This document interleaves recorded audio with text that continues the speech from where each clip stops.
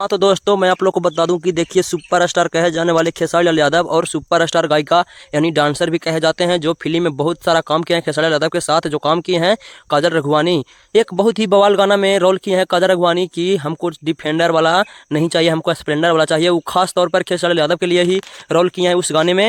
गाने में रोल दूसरा कोई कर रहे थे, लेकिन काजल रघवानी माना कर दिया कि इस गाने का रोल हम करेंगे, वो भी फ्री में करेंगे क्योंकि हम ये गाना का रोल करना चाहते हैं। और खास करके वो दिखाना चाहती थी खेसारी लाल यादव को कि देखिए खेसारी लाल यादव को ही टारगेट कर रही थी कि मुझे डिफेंडर वाला नहीं चाहिए, हमको तो स्प्लेंडर वाला चाहिए जो अच्छा से प्यार करे। हाँ तो दोस्तों खेसारी लाल यादव उसके बारे में क्या बोल रहे हैं खेसारी लाल यादव, जो आप लोग सुन सकते हैं, कितना अच्छी बात बोल रहे हैं खेसारी लाल यादव उनके बारे में। खुलेआम खेसारी लाल यादव बोल रहे हैं कि उनको ठीक है स्प्लेंडर वाला, जहाँ तक उनको पहुँच रहेगा, जहाँ तक सोच रहता है आदमी को वहीं तक आदमी सोचता है।